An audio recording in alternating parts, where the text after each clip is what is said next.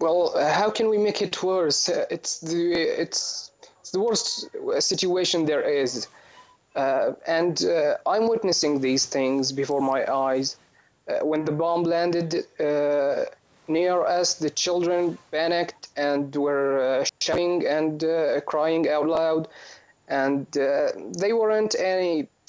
I don't know. They weren't holding any guns, and the front lines they actually aren't being bombed as heavy as the centers of the city.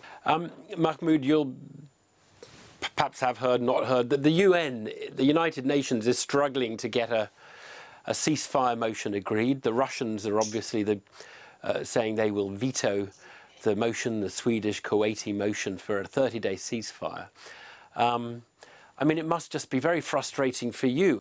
Well, it is devastating. The international community is not doing any actions to prevent the tragedies from happening in this area. I mean, 400 people were killed in the last 5 days, 32 casualties just today, and a lot of wounded. The medical staff is overwhelmed with the patients and injured people from the bombardment. They are working most of the day, I think more than 10 hours, and it's horrible. It's horrible. I mean, the Russian ambassador... And the international community... Go on. Yeah, they are still delaying the meeting, and we probably know that the Russian will veto this motion, so... Mahmoud, what is your hope? I mean, a UN resolution for 30 days ceasefire would clearly be enormously helpful. Well, that's not something I know for sure what to say about, but I think that's the international community, the world leaders' job to fight war crimes, to prevent more tragedies from happening.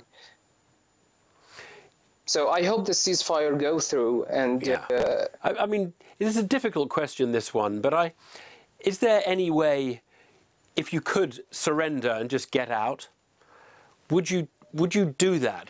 Do you contemplate that at some point, you know, the white flag might have to go up? Well, that's just devastating. Forced displacement is not the solution to what we're living in. The problem is that the regime and Russia and the forces that are in the alliance, they are attacking Ghouta and other places in Syria.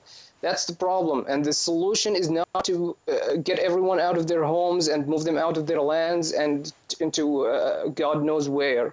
The solution is to push Assad and the regime the regime and Russia to stop this assault and to let this country get back on its feet with a legitimate country, legitimate government that respects human rights and believes in equality. And does everybody in Eastern Ghouta believe that, Mahmoud? Do you think that is...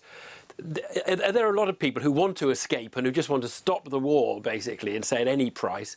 Or do you think everybody there holds firm to the description you've just given me of your views? Well, not everyone. Of course, there are people that are tired and have suffered so much in this war. So, yeah, some people might think of that as a solution. But let's face it, nobody can guarantee what's going to happen if they decided to move us all out of this area. They might take everyone as a... to the slaughterhouses and just execute whoever stood up to the regime and fought in this revolution. And if that's going to be our choice, then the entire world hasn't done anything. Mm-hmm. Well, look, Mahmoud, it's very good of you to talk to us and describe the plight there, which obviously everybody here thinks is quite horrific. And so we wish you all the best very much. Thank you.